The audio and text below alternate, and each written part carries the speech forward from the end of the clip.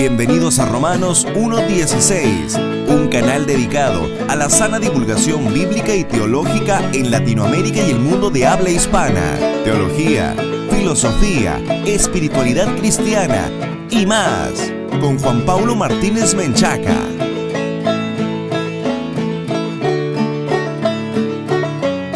Bienvenidos, patrocinadores y amigos, a este nuevo programa de Romanos 1:16, el encuentro de divulgación bíblica y teológica para la gloria de Dios. Un saludo muy especial para toda nuestra amable audiencia que nos escucha a través de la radio e internet. Este es el segundo mensaje de la serie El Evangelio según San Pablo, lecciones de la epístola a los Gálatas. Y este episodio se titula La justificación por fe es el Evangelio. El primer episodio, titulado Solo hay un verdadero Evangelio, lo pueden encontrar en nuestro sitio web oficial www.jpaulomartinez.com. Y queremos aprovechar para invitarlos a visitar nuestro sitio. Si es la primera vez que escuchas Romanos 1:16, no dejes de descargar los recursos gratuitos que tenemos allí para ti. Si aún no eres patrocinador, también puedes unirte desde allí o directamente en www.patreon.com/jpaulomartinez. Vas a acceder a muchos beneficios y sobre todo a la oportunidad de formar parte de esta gran comunidad que trabaja para que la sana divulgación bíblica y teológica de la infalible, suficiente e inerrante palabra de Dios llegue cada día a más hispanohablantes. La justificación por fe es el Evangelio. Esa es la incontrovertible conclusión a la que se llega de una lectura normal y natural, como diría el doctor Charles Riley, a esta hermenéutica histórico-gramatical literal. Esta es una conclusión a la que se llega de una lectura semejante de la Sagrada Escritura, en particular de la epístola a los Gálatas. La justificación por fe es el Evangelio. Carl F. Henry, en su artículo Justification, a Doctrine in Crisis, escribió lo siguiente para definir a la justificación. Cito: La justificación es la declaración de Dios y la implementación de su eterna voluntad, dando seguridad soberana, escuchen, en un divino veredicto que nosotros, antes pecadores malditos, ahora adquirimos por la fe. Fin de la cita. Entonces, según Henry, ser justificados implica dos cosas. Uno, un veredicto divino a nuestro favor, y dos, que este veredicto divino tiene un carácter forense, legal, que nos es aplicado a nosotros por medio de la fe. Delante de Dios solo hay dos veredictos posibles: o inocente o culpable. Y el veredicto solamente puede depender de dos cosas. Primero, o nuestras obras perfectas y justas en estricto cumplimiento de la divina voluntad, o las obras perfectas de justicia realizadas por otro a nuestro favor e imputadas por medio de la fe. En la Biblia solo existe para nosotros la segunda opción: que los méritos de Cristo nos sean contados por el acto de la fe salvífica que Dios mismo nos regala en su gracia y su misericordia. Sabemos, sin embargo, que en Galacia los judaizantes estaban enseñando la primera opción, que el veredicto divino a nuestro favor lo obtendríamos por cumplir las obras de la ley. En otras palabras, que seríamos justificados no por la fe, sino por nuestro desempeño en relación a la ley perfecta de Dios. Pero la respuesta de Pablo fue directa y muy clara. Acompáñenme, estimados amigos, a abrir sus Biblias en Gálatas capítulo 3, versículos 1 al 5. Si no lo han hecho, les recomiendo ir por un pedazo de papel, un lápiz o una pluma para hacer las anotaciones pertinentes. Gálatas 3, versículos 1 al 5, dicen lo siguiente: Oh Gálatas insensatos, ¿quién os fascinó para no obedecer a la verdad, a vosotros, ante cuyos ojos Jesucristo fue ya presentado claramente entre vosotros como crucificado? Esto solo quiero saber de vosotros: ¿recibisteis el Espíritu por las obras de la ley ¿O por el oír con fe? ¿Tan necios sois?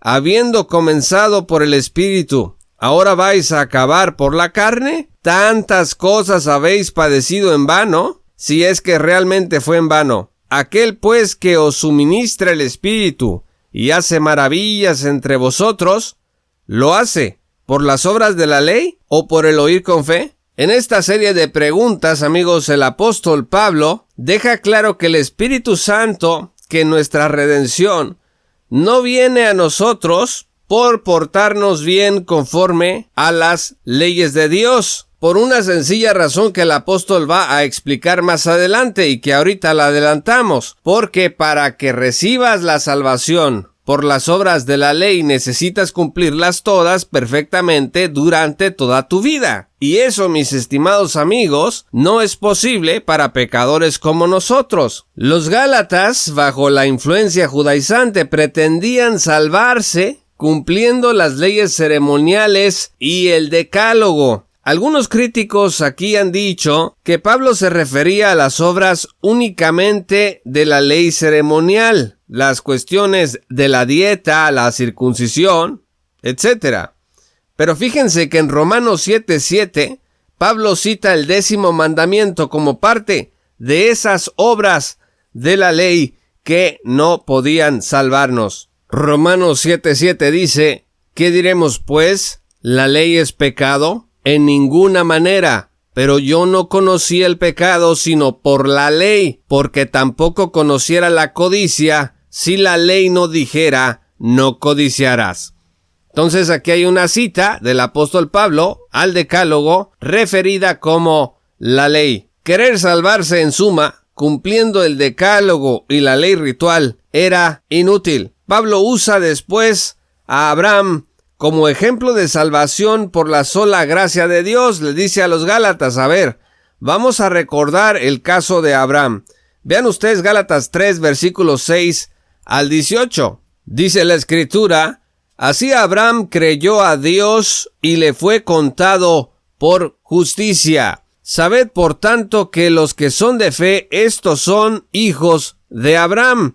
Y escuchen lo que dice el versículo 8, y la Escritura, previendo que Dios había de justificar por la fe a los gentiles, dio de antemano la buena nueva a Abraham, diciendo, en ti serán benditas todas las naciones. Hasta aquí el apóstol Pablo ha dicho dos cosas. Abraham creyó y fue justificado, y dos, los gentiles creyeron y fueron justificados. Prosigue el argumento diciendo, de modo que los de la fe son bendecidos con el creyente Abraham. Y el versículo 10 dice, porque todos los que dependen de las obras de la ley están bajo maldición, pues escrito está, maldito todo aquel que no permaneciere en todas las cosas escritas en el libro de la ley para hacerlas. Fíjense que este versículo, mis amigos, es clave para entender el por qué la ley de Dios es imposible de cumplir como se debe para merecer la redención de nuestras vidas. Algunas personas en el mundo suelen decir, bueno, yo creo que yo no soy un asesino, un secuestrador, un criminal en serie. Sin embargo, en la Escritura no se trata de que no seas una de estas cosas abominables para que seas merecedor del favor de Dios. La ley de Dios es perfecta y exige un cumplimiento perfecto. Así que, si vamos a descansar en nuestro desempeño personal para ser bendecidos por Dios con la salvación, tenemos que comprender que el estándar de Dios no es el nuestro y que no ser como Hitler o como uno de esos terribles terroristas o criminales de la actualidad no va a ser suficiente para que Dios te acepte en su reino. El versículo 10 dice, todos los que dependen de las obras de la ley están bajo maldición, pues escrito está, maldito todo aquel que no permaneciere en todas las cosas escritas en el libro de la ley para hacerlas. Y el apóstol Pablo prosigue, y que por la ley ninguno se justifica para con Dios. Es evidente, porque el justo por la fe vivirá. Si usted acostumbra a subrayar su Biblia, pues hay que hacerlo inmediatamente, si no es que ya lo tiene subrayado. Dice el versículo 11, el justo por la fe vivirá. No dice por las obras de la ley, por su desempeño personal, dice por la fe vivirá. Y la ley, dice la Escritura, no es de fe, sino que dice, el que hiciere estas cosas vivirá por ellas. En otras palabras, amigos, el camino de las obras de la ley es un camino distinto al camino de la fe. Luego el versículo 13 prosigue, Cristo nos redimió de la maldición de la ley, hecho por nosotros maldición, porque está escrito, maldito todo el que es colgado en un madero, para que en Cristo Jesús la bendición de Abraham alcanzase a los gentiles, a fin de que por la fe recibiésemos la promesa del Espíritu. Y esto, amigos, es una esperanza en la que debemos descansar todos los días. Cristo nos redimió de la maldición de la ley. Hace un momento decíamos que para poder entrar al reino por las obras de la ley teníamos que cumplirlas todas perfectamente. Ante esta presión de lo imposible, Cristo viene y nos redime de la maldición de la ley, hecho por nosotros maldición. Y esta palabra tan fuerte, hecho por nosotros maldición, significa que Cristo, al soportar la ira de Dios por los pecados en la cruz, absorbió toda la maldición que había sido dictada por el pecado contra nosotros. Él paga en nuestro lugar. Por eso decimos en teología que su muerte es vicaria y sustitutoria. Él es nuestro sustituto. Y dice que recibimos la promesa del Espíritu Santo. Qué fascinante evangelio es este, mis amigos, de la justificación por la fe. Al final de esta sección, dice el apóstol que la promesa de salvación fue pactada antes de la ley.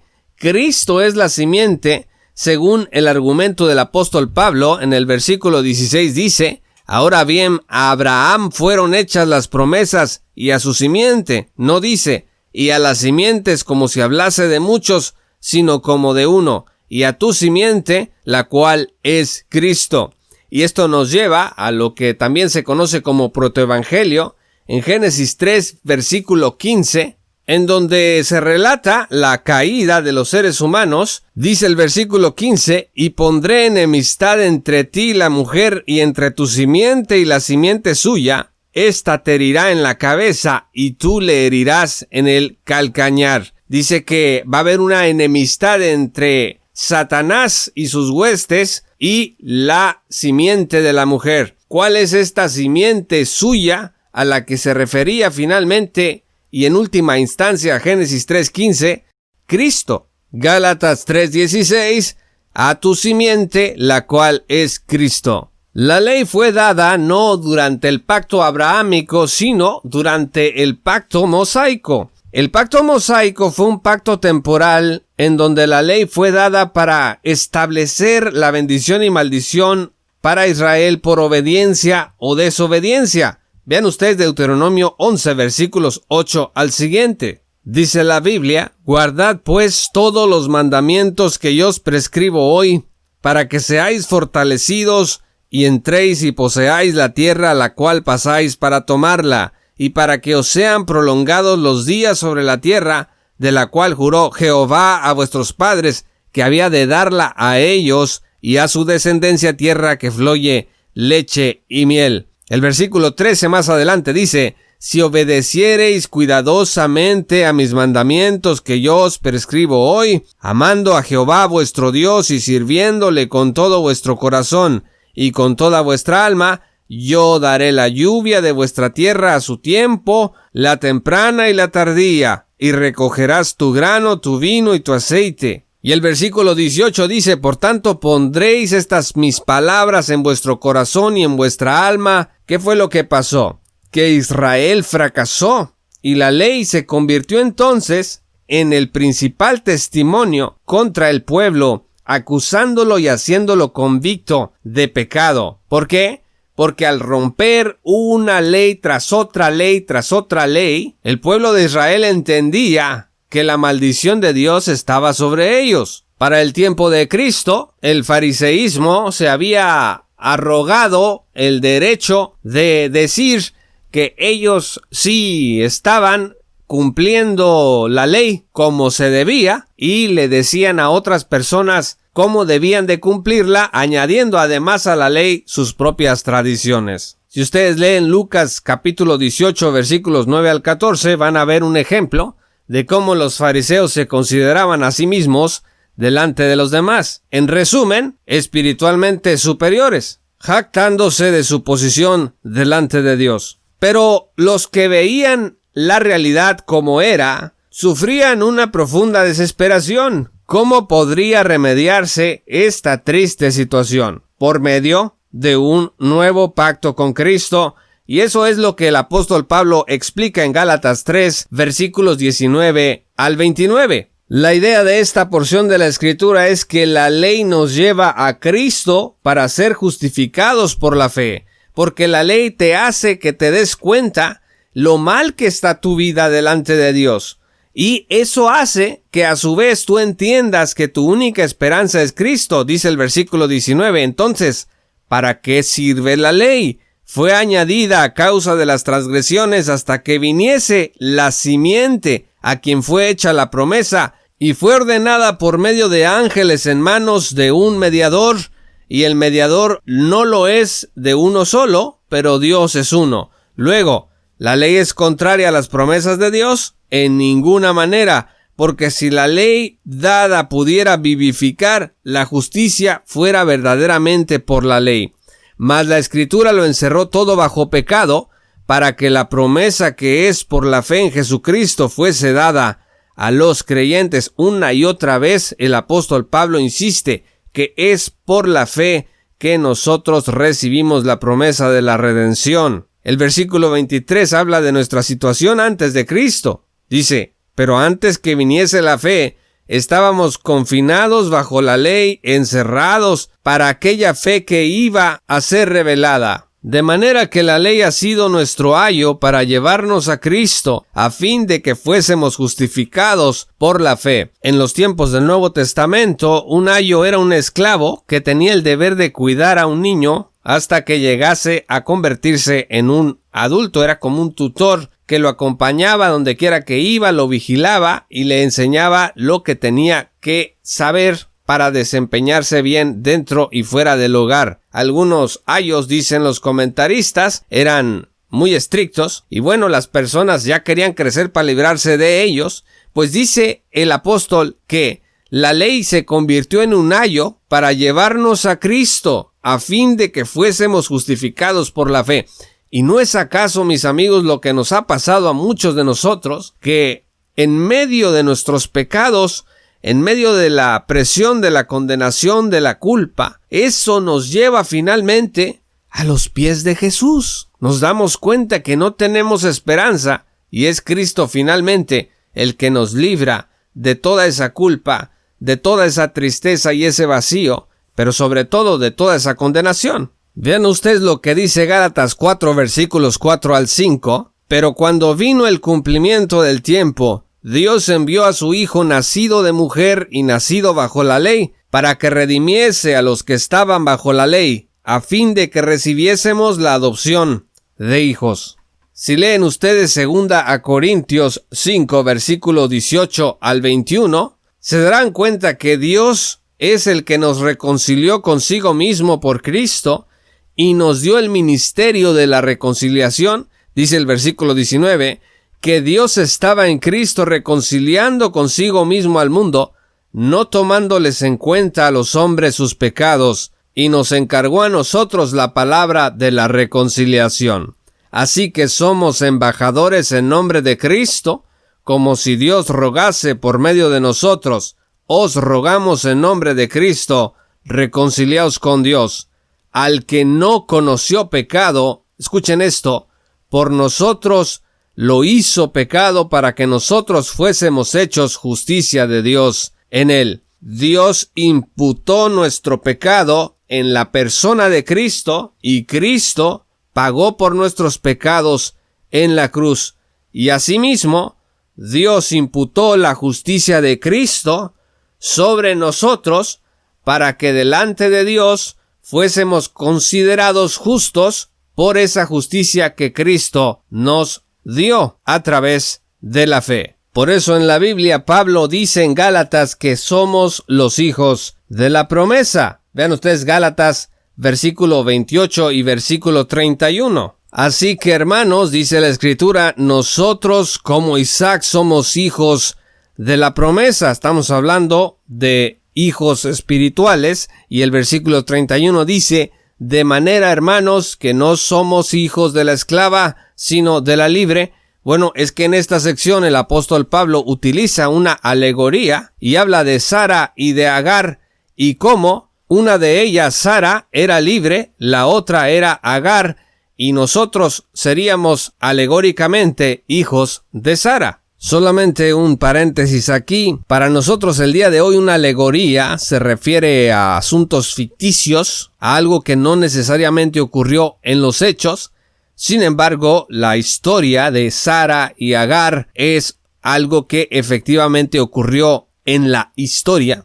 Entonces, una alegoría en estos términos significa simplemente que se usa una historia verdadera para transmitir un significado que va más allá del sentido literal de lo que se está contando a través de las palabras que está usando el apóstol. En suma, mis amigos, el apóstol Pablo en Gálatas dice al principio que serán malditos todos los que enseñen un evangelio pervertido o adulterado. En segundo lugar, Pablo procede en Gálatas a exponer a detalle qué es el verdadero evangelio, pues para que nadie se equivoque. Gálatas 2:16 expone este evangelio que en la Nueva Traducción Viviente dice así: sin embargo, sabemos que una persona es declarada justa ante Dios por la fe en Jesucristo y no por la obediencia a la ley.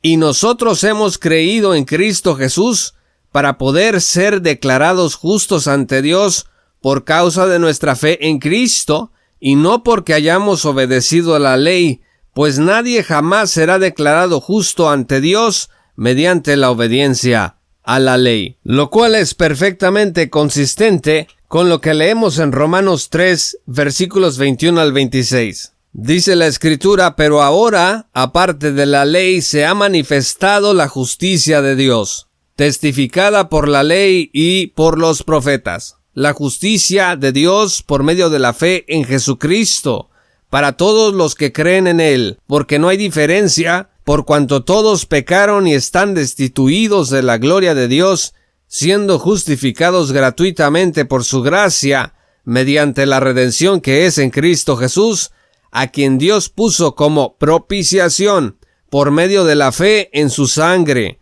para manifestar su justicia, a causa de haber pasado por alto en su paciencia los pecados pasados, con la mira de manifestar en este tiempo su justicia, a fin de que Él sea el justo y el que justifica al que es de la fe de Jesús. Fuimos justificados por medio de la fe. Ese es el corazón del Evangelio. Finalmente, amigos, a pesar de esta revelación perspicua, clara, diáfana, hoy existen quienes continúan cuestionando este evangelio. En la época de la Reforma fue el principio material de la contienda. Roma clamaba por un evangelio de salvación por méritos propios, mientras que los reformadores respondían, de acuerdo con Gálatas 3, versículo 11, el justo por la fe vivirá. De acuerdo con Lutero, sobre este artículo de la fe es que la iglesia o se levanta o se cae. Así de importante.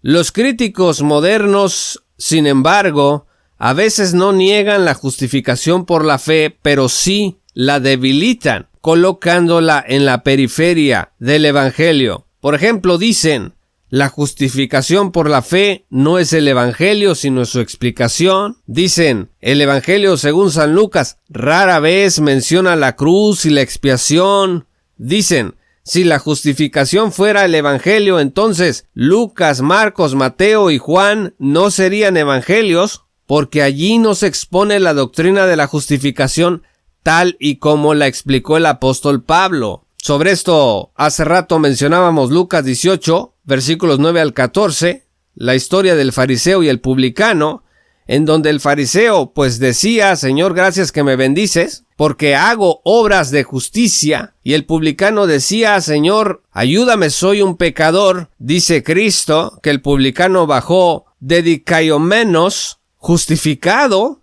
a su casa. ¿Por qué? Porque él se humilló delante de Dios y reconoció que estaba espiritualmente roto, mientras que el otro, el fariseo, se estaba auto-justificando. Entonces aquí tienes en Lucas una exposición de la justificación por medio de la fe, que a lo mejor no está en las palabras exactas, que lo encuentras en Gálatas, en Romanos, o en otras epístolas del apóstol Pablo, pero por supuesto que cualquiera que hace una lectura normal del Evangelio según San Lucas va a encontrar aquí la doctrina de la justificación por la fe. Estos críticos también dicen que Evangelio como buena noticia en realidad no es una buena noticia, sino una noticia a secas. Esto lo dicen porque a veces se les dice: bueno, es que para saber las buenas noticias tienes que conocer las malas, y las malas es que estás bajo condenación, que necesitas ser justificado por Dios por medio de la fe en Jesús. Y los críticos responden: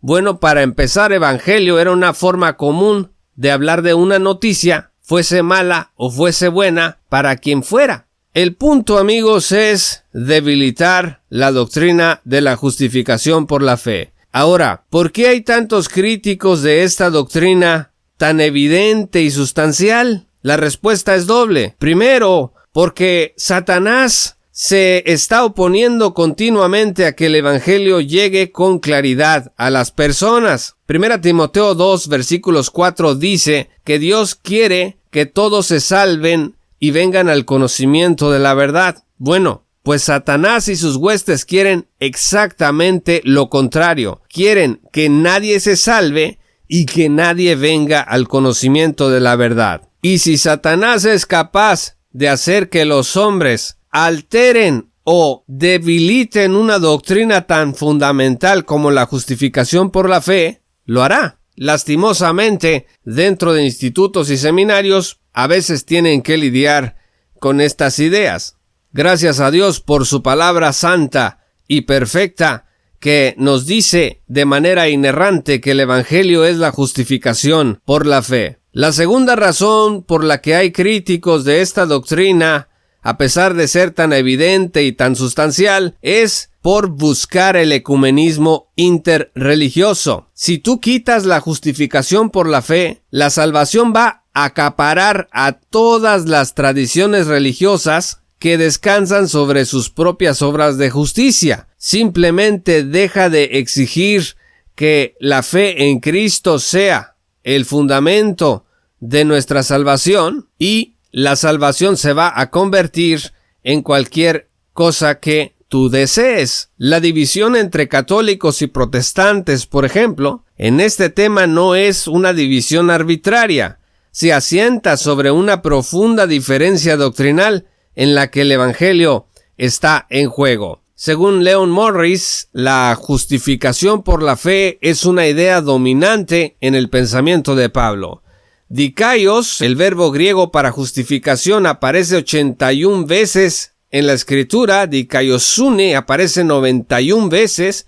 Dikaiousis aparece 2 veces. Dikaiou aparece 39 veces. Dikaioma aparece 10 veces. Dikaios como adverbio aparece 5 veces. Hay un nutrido uso del concepto para hablar de la justificación. En Génesis 18, versículo 25 se lee: cuando Abraham está intercediendo por Sodoma, dice: lejos de ti el hacer tal que hagas morir al justo con el impío, y que sea el justo tratado como el impío.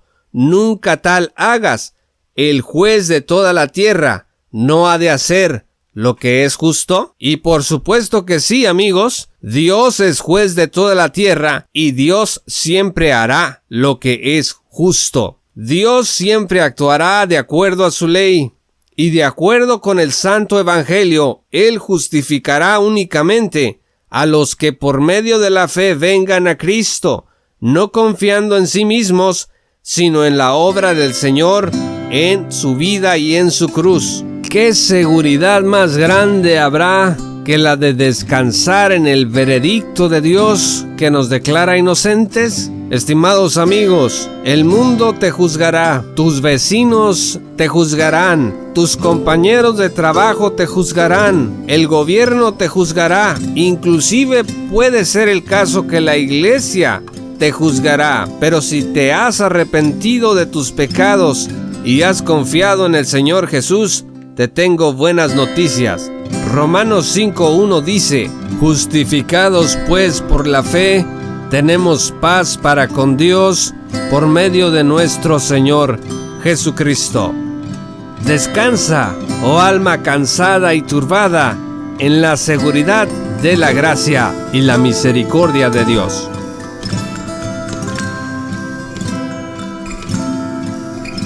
Muchas gracias amigos y patrocinadores por escuchar este programa. Si aún no eres patrocinador, te invito a que te unas desde $1 al mes en www.patreon.com/jpaulomartinez o también en nuestro sitio web oficial www.jpaulomartinez.com.